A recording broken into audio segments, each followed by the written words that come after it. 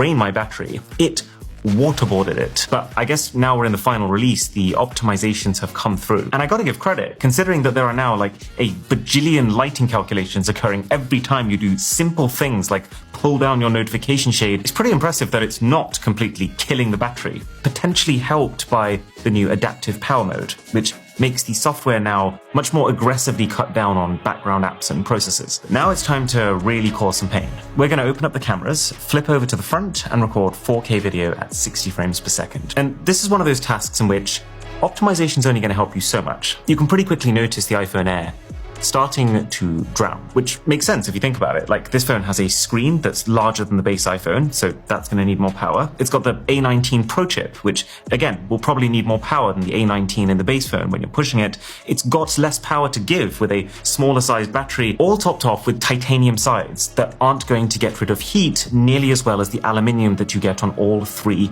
other new iPhones. And you know, the hotter the phone, the faster the battery depletes. And so it only takes until 7 hours 18 minutes for the Air to die completely. That's a pretty early KO. And from this point, I'd say let's just fast forward this test till the end so we can get to the results. But I do just want to make clear, that is a very different result to what Apple was claiming for the Air. Apple said that this phone should have the same battery life as the iPhone 16 Pro, but that phone should last longer than the iPhone 16, which in itself is already leagues ahead of what the Air's just done. So maybe the C1X modem that only the Air gets may give it some power efficiency gains when you're on cellular, but how much difference can that make? This test makes me very doubtful that the Air will actually give most people Pro levels of battery. Oh, there's the iPhone 16, and then the iPhone 17, and after a large amount of time, the other phones do eventually follow suit.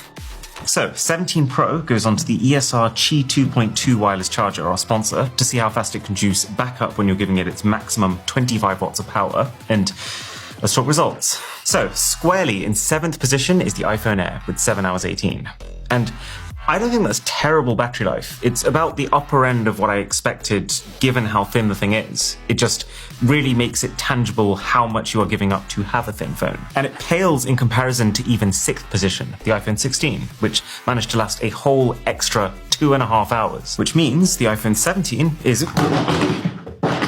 which puts the iPhone 17 in 5th position with 10 hours 28. And I'm glad to see that it is conclusively better than the 16s, but I gotta say, I did also expect that gap to be larger. 4th is the iPhone 17 Pro, which I can show you while it's on this charger. Again, pretty small step up from the 17. I mean, this has been true for every single generation in my experience. The battery life you get is not really about whether you go Pro or not. It's really just what size of phone do you get. Because that leads